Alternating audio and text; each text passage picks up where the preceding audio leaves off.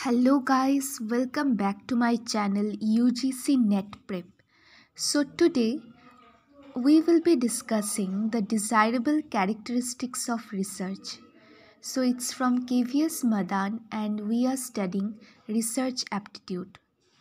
Research तो करते हैं लोग, पर रिसर्च के कुछ कैरेक्टरिस्टिक्स होते हैं, वो कौन कौन से हैं? The first one is objectivity.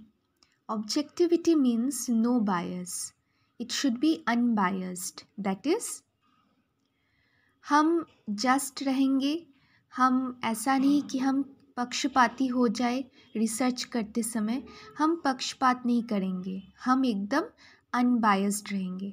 It means the research is without any bias. All of the characteristics are built around it. और इसी के इर्द गिर्द बाकी के सारे कैरेक्टरिस्टिक्स भी होंगे. Researchers usually take utmost precaution that results are not affected by their own presence, behavior and attitude.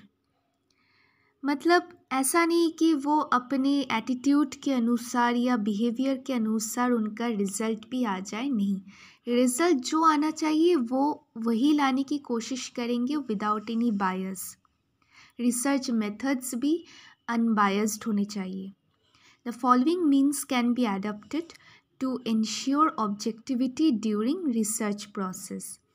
Procedural safeguard उसमें आता है कि keeping complete record of observations and data analysis in a form that other researchers can understand and evaluate. ऐसे करके हम अपने records को रखेंगे, अपने ऑब्जर्वेशंस के रिकॉर्ड्स को ऐसे करके बनाएंगे ताकि इन फ्यूचर बाकी के रिसर्चर्स भी देख सके और इवैल्यूएट कर सके.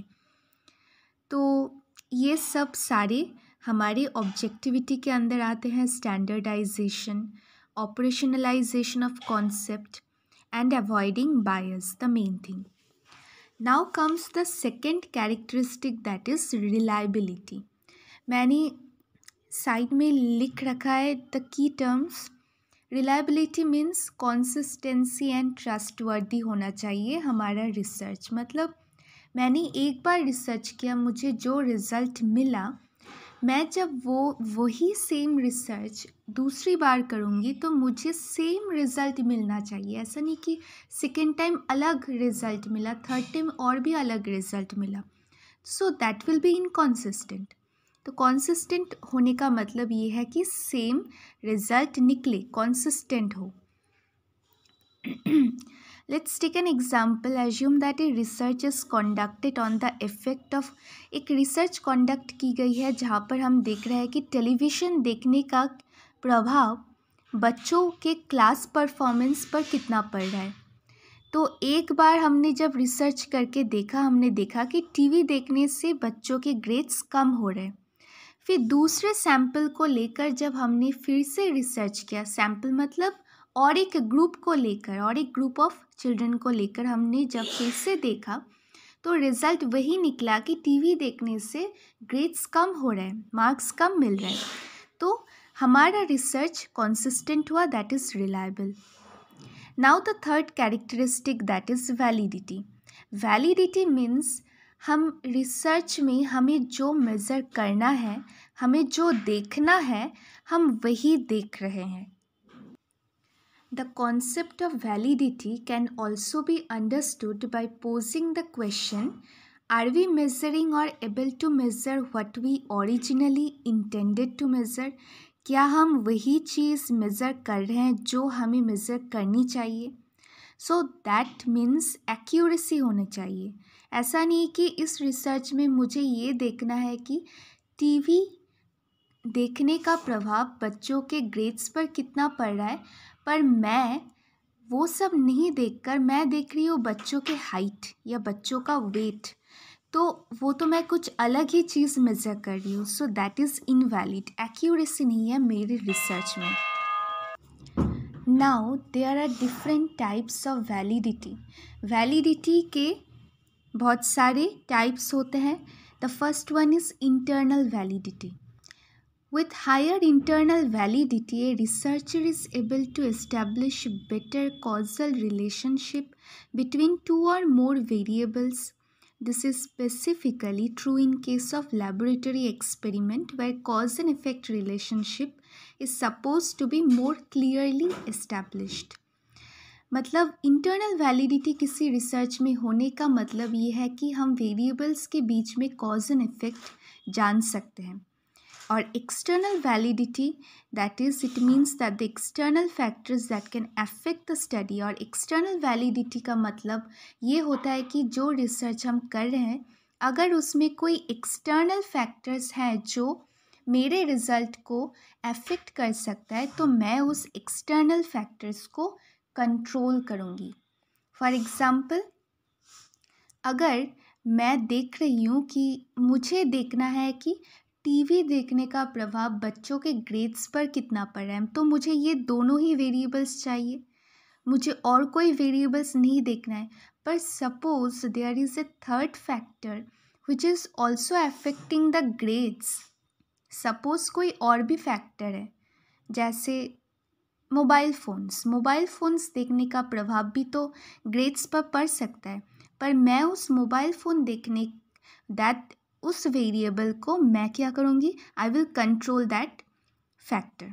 सो दैट इज़ एक्सटर्नल वैलिडिटी रहने का मतलब ये होता है कि I will control the external factors.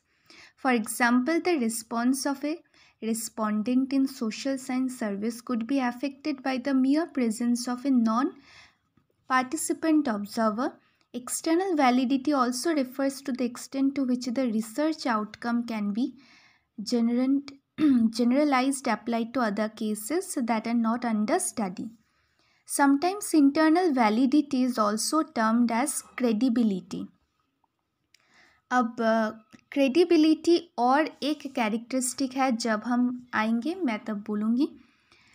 Now comes and ये वाला पॉइंट आप थोड़ा देख लीजिए कि इंटरनल वैलिडिटी को हम क्रेडिबिलिटी भी बोलते हैं एंड एक्सटर्नल वैलिडिटी को it is also termed as generalizability और transferability.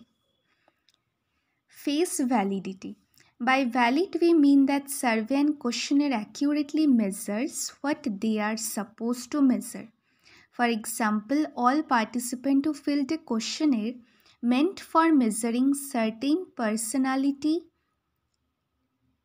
traits agree that this exercise appears to measure those traits and not something very different. मतलब रिसर्च को बाहर से देखने में लग रहा है कि हाँ, ये रिसर्च उसी चीज़ के लिए बना है जो हम मेज़र करना चाहते हैं. फॉर एग्ज़ाम्पल, मैंने एक क्वेश्चनर बनाया और मैं एक रिसर्च करना चाहती हूँ किसी भी टॉपिक के ऊपर, तो वो क्वेश्चनर बाहर से मतलब उसका फेस देखकर ही लग रहा है कि हाँ, ये क्वेश्चनर उसी टॉपिक के लिए बना है जिसके लिए मैंने ये रिसर्च शुरू की थी. तो ये हो गया मेरा face validity.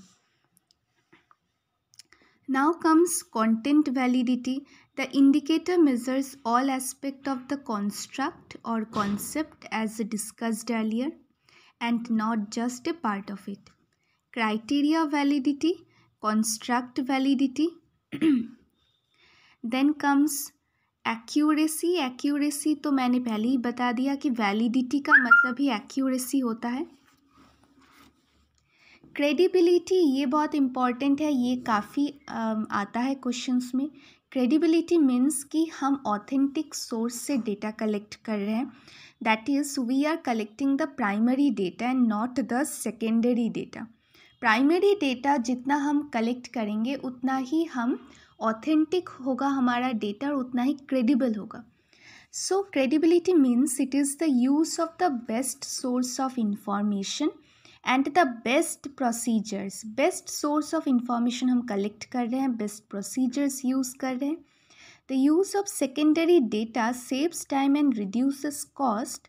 However the excessive reliance on, मतलब देखिए यहाँ पर बोल रहे हैं कि सेकेंडरी डेटा टाइम तो सेव कर रहा है. मतलब मैंने किसी न्यूज़पेपर से डेटा कलेक्ट कर लिया, मैंने किसी दूसरे के रिसर्च पेपर से डेटा कलेक्ट कर लिया, या मैंने किसी और एक आर्टिकल से डेटा कलेक्ट कर लिया तो दैट इज़ सेकेंडरी डेटा। पर मैंने खुद जाकर फील्ड में जाकर डेटा कलेक्ट किया, मैंने खुद से कलेक्ट किया, किसी मैन्युस्क्रिप्ट से कलेक्ट किया या सर्वे कंडक्ट करके मैंने कलेक्ट किया, सो दैट इज़ प्राइमरी डेटा। तो एक्सेसिव रिलायंस सेकेंडरी डेटा पर होना नहीं चाहिए अगर हमारे पास प्राइमरी डेटा का ऑप्शन है। तो यही बोल रहा है कि credibility, generalisability, empirical research, systematic, controlled factors. तो ये आप थोड़ा देख लीजिए क्योंकि यहाँ से क्वेश्चंस कम आते हैं पर आ भी सकते हैं, तो आप एक स्क्रीनशॉट ले सकते हैं। And then comes 10, the 10th characteristic, cyclical. Research is a cyclical process because it starts with a problem and ends with a problem. तो इसका एक मतलब है कि देखिए, रिसर्च शुरू करने से पहले तो मैंने एक प्रॉब्लम बनाया। We will first define our research problem. तो मैंने स्टार्ट एक प्रॉब्लम से किया और रिसर्च जब मेरा ख़त्म हुआ तो मुझे मेरा रिजल्ट्स मिला, पर फिर भी उस रिजल्ट्स में शायद कुछ कमी हो। तो जो सेकेंड रिसर्चर, जो नेक्स्ट रिसर्चर होगा, तो वो उसी प्रॉब्लम से स्टार्ट करेगा फिर अपनी रिसर्च। मतलब मैंने एक रिसर्च किया, प्रॉब्लम मेरे पास एक था, तो मैंने उस प्रॉब्लम को सॉल्व करने के लिए मैंने रिसर्च कंडक्ट की और जो मुझे रिज़ल्ट मिला उसमें भी कुछ गैप होगा, उसमें भी कुछ कमियां होंगी। तो उस कमियों को लेकर नेक्स्ट रिसर्चर फिर से रिसर्च करेगा। सो इसलिए साइक्लिकल बोल रहे हैं क्योंकि it starts with a problem and ends with a problem. Logical, the statement good research is logical implies, ये तो समझ में आ रहा है। Replicable, the characteristic allows the result of the research to be verified by replicating the study and thereby building a sound basis for decisions. तो ये हो गए मेरे characteristics of research. And on my next video I will be discussing positivism and post positivistic approach to research. इन दोनों में क्या difference है जो कि बहुत इम्पॉर्टेंट है, हर बार आता है नेट में। So I hope you like this video, and if you like this, please hit the like button and subscribe to this channel. So till then, stay tuned to my channel and be healthy.